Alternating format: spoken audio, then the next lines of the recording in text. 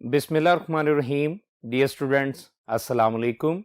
I'm your English teacher, Professor Ashkar Bhatti.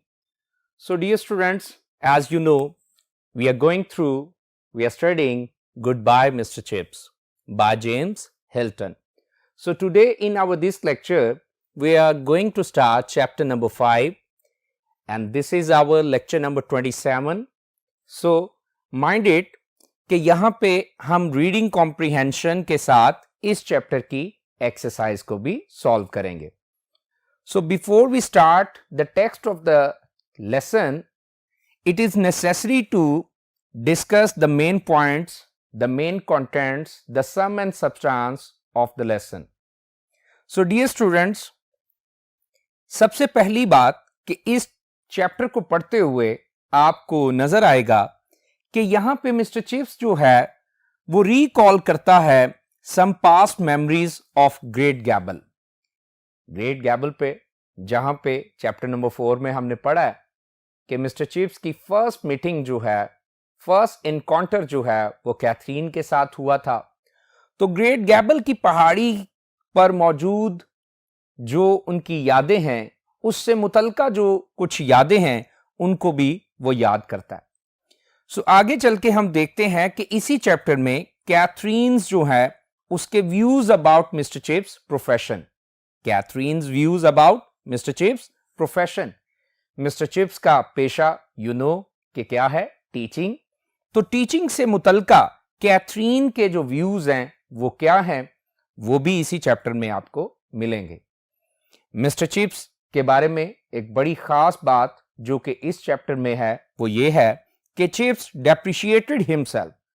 वो अपने आप को कमतर पेश करता है, वो अपनी अहमियत को, अपनी हैसियत को घटा के पेश करता है.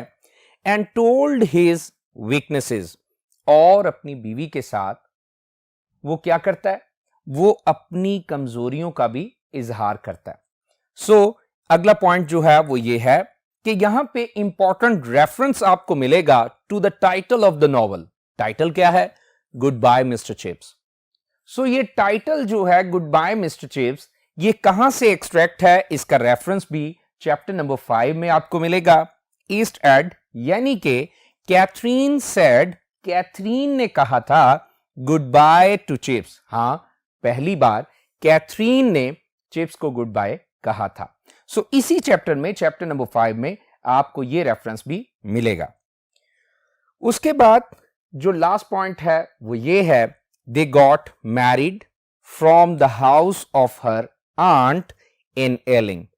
पिछले चैप्टर में हल्का सा हमने एक्सरसाइज डिस्कस करते हुए इस बात को देखा था कि उनकी जो शादी है, उनका जो ब्याह है, वो असल में कैथरीन की एक आंट जो हैं, जो कि एलिंग में, लंदन का एक इलाका है, वहां से उनकी शादी हुई.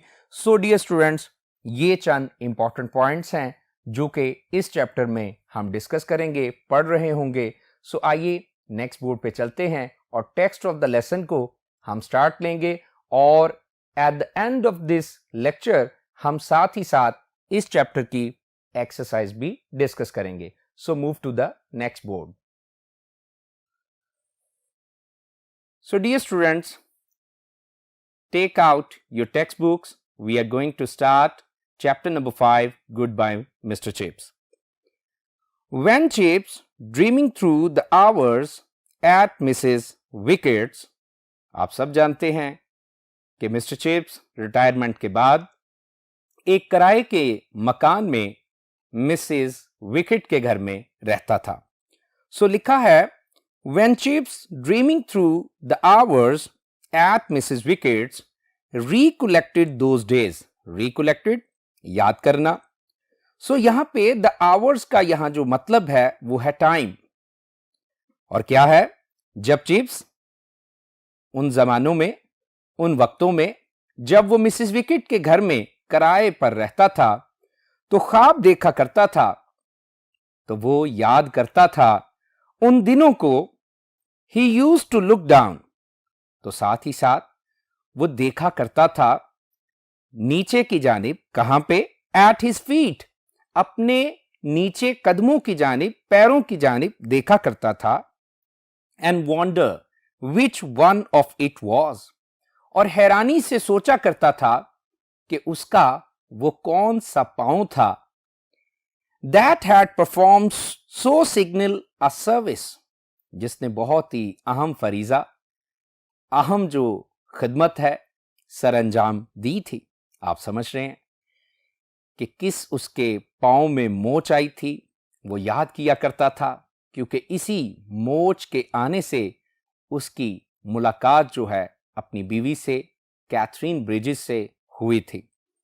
सो दोबारा देख लीजिए, and wonder which one of it was that had performed, performed का मतलब acted, so signal a service, service का मतलब ड्यूटी और सिग्नल का मतलब इंपॉर्टेंट, कि वो सोचा करता था कि इन कदमों में से, इन पैरों में से वो कौन सा पांव था जिसमें मोच आई और इसने इतना अहम फरीजा सरअंजाम दिया था।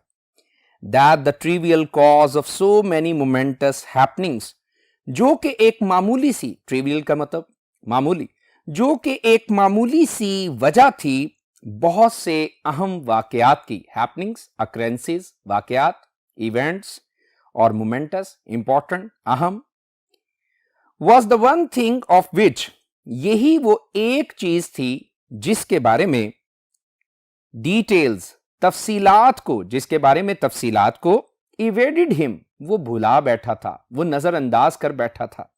इवेडिड का वैसे तो मतलब अवॉइडेड होता है, लेकिन यहां सेंस डेवलप करने के लिए फॉरगॉट भी जो है वो ले सकते हैं। But he resaw the glorious hump of the gable, लेकिन वो ख्वाबों ख्यालों में, यादों में, तसव्वुरात में, तखयुलात में दोबारा देखा करता था। रीसॉ, वो दोबारा देखा करता था। द ग्लोरियस, शानदार, हम का मतलब क्या होता है? चोटी।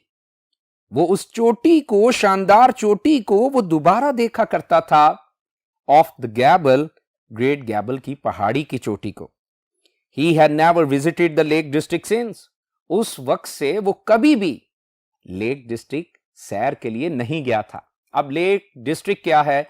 ये एक तफरीही मुकाम है, हेल्थफुल प्लेस है, जहां पे लोग सैरो सियाहत के लिए जाते हैं। लेकिन वो उसके बाद कभी भी 1896 के बाद कभी भी लेक डिस्ट्रिक्ट नहीं गया था। लेकिन हां, यादों में, ख्यालों में, ख्वाबों में वो दोबारा ग्रेट गैबल की पहाड़ी को, जो कि लेक डिस्ट्रिक्ट में है, उसकी चोटी को दोबारा देखा करता था। And the mouse great depths of vast water under the screes, और वो खाकी, जैसे चूहे का रंग होता है, खाकसतरी, जो क्या है, चूहे के रंग की, जो गहराइयां थी उस झील की, जो कि स्क्रीज के नीचे से बहती थी, उसको याद किया करता था। वॉस वाटर आप कह सकते हैं कि झील का नाम है, और स्क्रीज जो है वो किसी जगह और किसी पुल का नाम है। He could re-smell the washed air after heavy rain, वो तेज और तुंद बारिश के बाद, सख्त बारिश के बाद धुली धुली, निखरी निखरी हवा की खुशबू को दोबारा सूंघ सकता था। डियर स्टूडेंट्स, ये सब कुछ नॉस्टैल्जिक है, रेमिनिसेंस में है, कुछ भी रियलिटी नहीं है, सब उसके ख्वाब और उसकी यादें हैं। सो आगे चलते हैं। यहां पे बात क्या हुई है? Washed air after heavy rain, वो दोबारा सूंघ सकता था धुली हवा की खुशबू को, जो कि तेज बारिश के बाद होती है। And re-follow the ribbon of the pass across the sky head, और वो दोबारा पैरवी कर सकता था, वो दोबारा चल सकता था उस स्काई हेड के दरे की जानिब, उस रास्ते पे, उस पटड़ी पे वो दोबारा चल सकता था। अब स्काई हेड भी वहां का कोई मुकाम है जिस पर वो यादों और ख्यालों में दोबारा जो है वो चल सकता था। इमेजिनेशन की बात हो रही है, तो आइए चलते हैं। सो क्लियरली इट लिंगर्ड, बहुत ही वाजे तौर पे ये सब कुछ ठहरा हुआ था। लिंगर्ड का मतलब महफूज था, ठहरा हुआ था।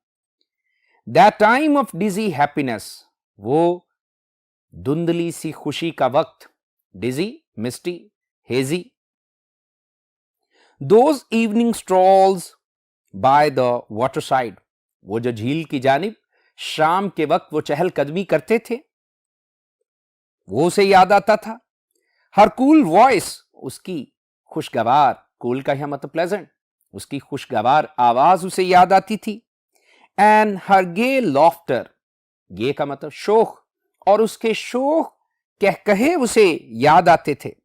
She had been a very happy person always, वो हमेशा ही बड़ी ही खुश मिजाज शख्सियत रही थी। कौन? She, Catherine. सो लिखा है, they had both been so eager planning a future together, वो दोनों ही बहुत ज्यादा मुतजस्सिस और बहुत ही ज्यादा शौक और ज़ौक से, इश्तियाक से भरे हुए थे, मुस्तकबिल की मंसूबाबंदी करते हुए। दोनों मिलकर इकट्ठे मुस्तकबिल की जब मंसूबाबंदी करते थे तो वो बहुत ज्यादा ईगर थे। ईगर का मतलब keen, enthusiastic. But he had been rather serious about it, लेकिन वो कदरे इसके बारे में संजीदा था। किसके बारे में? फ्यूचर के बारे में, इसकी प्लानिंग के बारे में। इवन अ लिटिल ऑड, वो थोड़ा सा हत्ता के इसके बारे में खौफजदा भी था। ऑड का मतलब horrified, terrified, frighten. It would be all right of course her coming to Brookfield, अरे ब्रुकफील्ड में उसके आने से सब कुछ यकीनन ठीक हो जाएगा, ये उसकी तवक्को थी। और आइए देखते हैं क्या ऐसा ही हुआ। और आगे लिखा है, other house masters were married, वो खुद को तसल्ली दे रहा है कि हां दूसरे भी जो हाउस मास्टर्स थे, क्योंकि अब वो हाउस मास्टर अपॉइंट हुआ, जाती रहायशगाह नहीं है, उसको हाउस मास्टरशिप की वजह से बोर्डिंग ऑफ द स्कूल में ही क्या है, कमरा मिला हुआ है। वो सोचता था कि दूसरे भी हाउस मास्टर्स का ब्याह हुआ था, उनकी भी शादी हुई थी।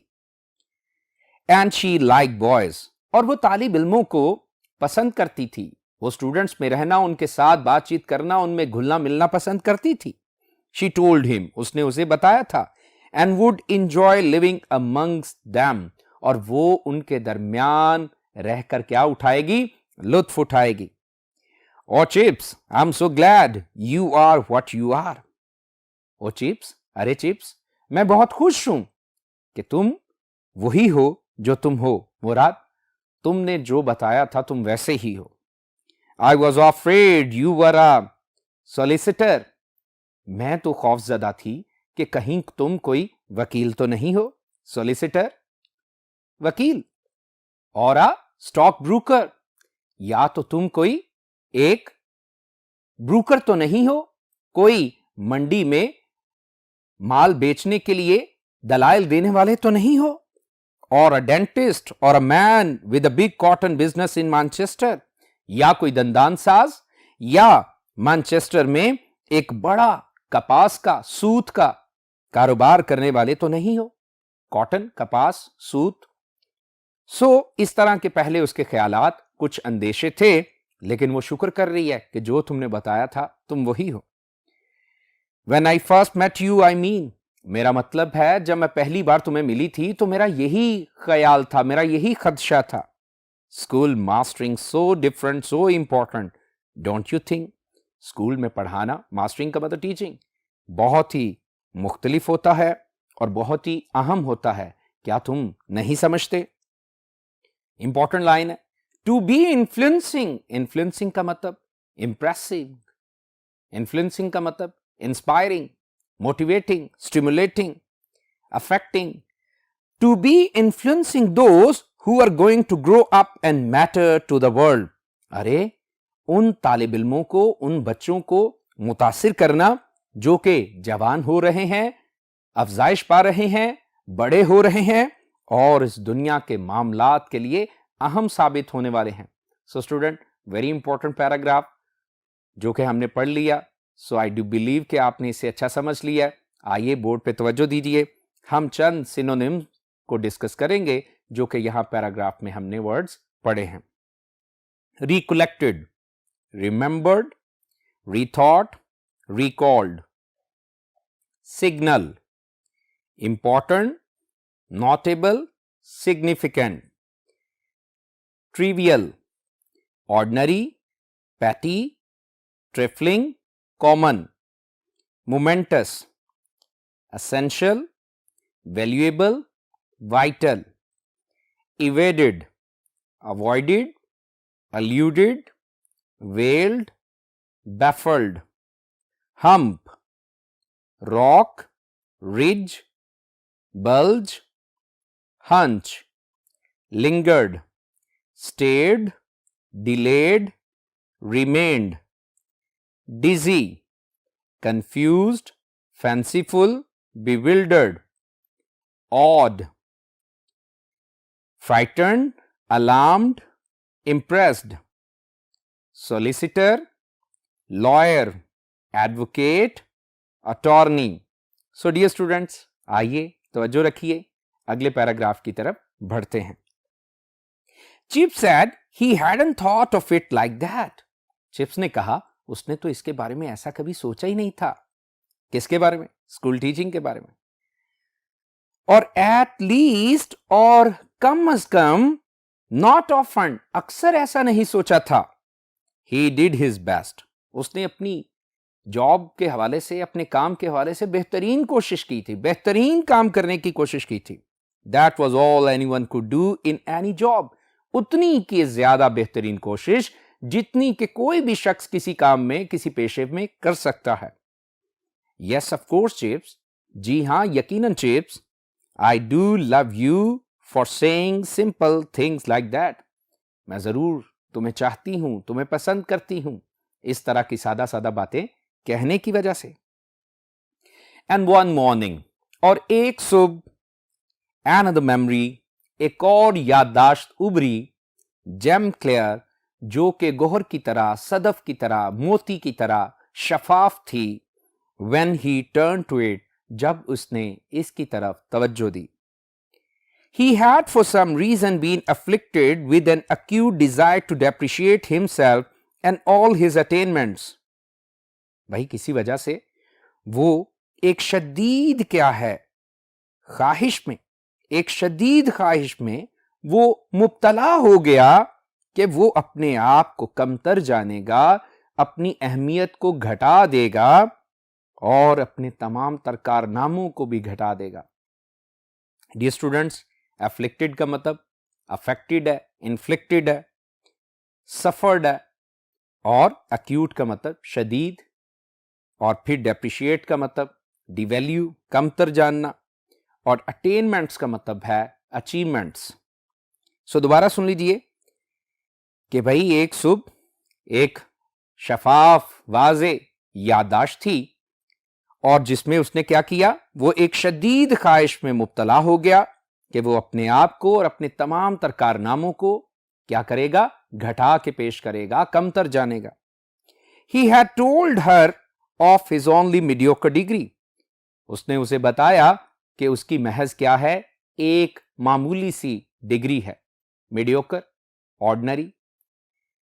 Of his occasional difficulties of discipline. उसने उसे बताया कि उसे कभी कभार नज़्म ज़ब्त के भी मसाइल होते हैं. Of the certainty that he would never get a promotion. और उसने अपने उस यकीन के बारे में भी बताया कि वो कभी भी तरक्की हासिल नहीं कर पाएगा. And of his complete ineligibility to marry a young and ambitious girl. और उसने अपनी उस मुकम्मल नाअहली के बारे में भी उसे बताया कि वो किसी जवान और पुरअज़्म लड़की से शादी नहीं कर पाएगा. प्रमोशन, तरक्की होती है.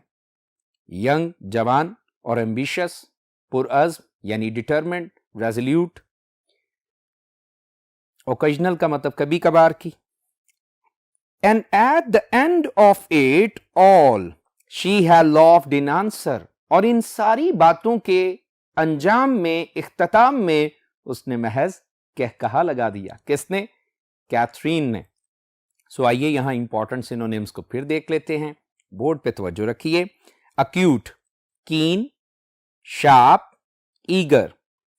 Depreciate, lessen, worsen, decrease, devalue. So आइए अगले पैराग्राफ की तरफ बढ़ते हैं. यकीनन आपको अच्छा लग रहा है, तो आइए तवज्जो दीजिए. She had no parents and was married from the house of an aunt in Ealing. उसके वालिदैन नहीं थे. इसलिए क्या हुआ, उसकी शादी जो है वो अपनी एक आंट के घर से, आंटी के घर से, जो कि एलिंग में, लंदन के एक इलाके एलिंग में रहती थी, वहां से हुई। आइए, बहुत इंपॉर्टेंट सिचुएशन आ रही है, इसको तवज्जो दीजिए। On the night before the wedding, शादी से पहले वाली जो रात थी, when chips left the house to return to the hotel, जब चिप्स जो है वो अपने होटल वापस जाने के लिए लौटा, मुड़ा, she said with mock gravity, mock taunting, ridiculing, और ग्रेविटी सीरियसनेस। सो उसने तंजिया सी, मजाकिया सी संजीदगी के साथ चिप्स को कहा, this is an occasion, you know, तुम जानते हो कि आज एक ऐसा मौका है, this last farewell of hours, कि आज हमारी ये आखिरी अलविदा है। I feel rather like a new boy beginning his first term with you, मैं अपने आप को कदरे ऐसे महसूस करती हूं कि गोया कि मैं एक नया तालिब इल्म हूं जो कि तुम्हारी क्लास में तुम्हारे साथ अपना पहला तालीमी दौर शुरू करने को हूं। नॉट स्केयर्ड माइंड यू, क्या तुम्हें ऐसा तो नहीं लग रहा कि मैं खौफजदा हूं? स्केयर्ड का मतलब terrified, frighten. But just for once in a thoroughly respectful mood, मगर महज एक दफा इंतहाई मौदबाना अंदाज में, इंतहाई मौदबाना लहजे के साथ, शैल आई कॉल यू सर, क्या मैं तुम्हें सर बुला सकती हूं, पुकार सकती हूं? और would mister chips be the right thing, या फिर मिस्टर चिप्स ही कहना मुनासिब होगा, दुरुस्त होगा। मिस्टर चिप्स, आई थिंक, मेरा ख्याल है मिस्टर चिप्स ही कहना मुनासिब होगा। गुड बाय देन, खुदा हाफिज फिर। गुड बाय मिस्टर चिप्स, खुदा हाफिज Mister Chips. A handsome clop clopping in the roadway, सड़क से एक बग्गी के चलने की, भागने की आवाज सुनाई देती है। प्रीवियस एक चैप्टर में हमने प्लिक प्लॉक जो है वो पढ़ा था, और वो एक टिपिकल साउंड है किसका? बैट और बॉल का। और यहां पे क्या है? क्लॉप क्लॉपिंग है। ये एक टिपिकल साउंड है किसका? घोड़े के भागने का, बग्गी के चलने का। सो हैंडसम क्या है? ये कैरिज है, ये चैरियट है यानी बग्गी। सो क्लॉप क्लॉपिंग क्या है? वो साउंड जो कि घोड़े के भागने का है। इन द रोडवे, सड़क से वो आवाज आ रही थी। Green pale gas lamps flickering on a wet pavement, और क्या है? सब्जी माइल जर्द रंग के गैस की जो रोशनी थी वो क्या थी? टिमटिमाती हुई गीली पेवमेंट पे पड़ रही थी, हमवार सतह पे, फुटपाथ पे पड़ रही थी। न्यूज़ बॉयज और अखबार बेचने वाले जो लड़के थे, अखबार फरोश जो थे, shouting something about south Africa, वो कुछ साउथ अफ्रीका के बारे में आवाजें लगा रहे थे, चिल्ला रहे थे। Sherlock homes in baker street, और शेरलॉक होम्स बेकर स्ट्रीट जो है एक नॉवल के बारे में भी वो कुछ बता रहे थे। गुड बाय मिस्टर चिप्स, और कैथरीन अलविदा कह रही थी वापस होटल जाते हुए मिस्टर चिप्स को। तो चैप्टर नंबर 5 जो है वो खत्म हो गया। आइए कुछ इंपॉर्टेंट सिनोनिम्स अब तक की जो टेक्स्ट है उसमें मौजूद थे, आइए डिस्कस करते हैं। बोर्ड पे देखते जाइए। Mock, false, sham, pretended. Gravity, seriousness, sobriety, solemnity. Flickering, blinking, wavering, twinkling. So chapter number 5 की एक्सरसाइज अभी डिस्कस करेंगे। बोर्ड पे आप तवज्जो रखिए, जो चीजें लिखने वाली हैं लिखते जाइए। सो चंद क्वेश्चंस हैं, तो आइए डिस्कस करते हैं। फर्स्ट पॉसिबल जो क्वेश्चन है जो बोर्ड में आ सकता है वो ये है कि what were Catherine's views about Chip's profession of teaching? So answer है, she thought school mastering a very different and important profession because in teaching one could get a chance to influence those who would grow old and matter to the world. ये बातें extracted हैं कहाँ से? Text से। तो chapter number 5 में हम ये पढ़ चुके हैं। सो आगे चलते हैं। Question number 2, what did Catherine guess about chips profession in the beginning? शुरू में वो क्या उसके प्रोफेशन के बारे में समझती थी? तो आंसर है, she thought that he might be a solicitor or a stock broker or a dentist or a man with big cotton business in Manchester. So dear students, आसान बातें हैं। Question number 3, how did chips depreciate himself? What did chips tell Catherine about his weakness? Very important question है, तो आइए answer देखते हैं। Chips depreciated himself by telling her that he had a mediocre degree and was unable to maintain discipline. He told her that he had no private means or family relations and was sure that he would never get a promotion. So, second last question को देखिए. What did Catherine say to Chips on the night before their wedding? Title के हवाले से भी पूछा जा सकता है और ये सवाल यूं भी पूछा जा सकता है। On the night before their wedding, Catherine said to Mr. Chips mockingly that she felt like a new boy beginning his first term with him. When Chips left her house to return to his hotel, she said to him, "Goodbye, Mr. Chips." So, last question है इस exercise में, where did they get married? तो answer क्या है? Catherine had no parents and was married from the house of an aunt in Ealing. Their marriage was a great success. So students, synonyms, short questions thoroughly हमने discuss कर लिए। Text को बड़े ही हमने अच्छे तरीके से पढ़ लिया। Must prepare these questions. May God bless you. Thank you so much.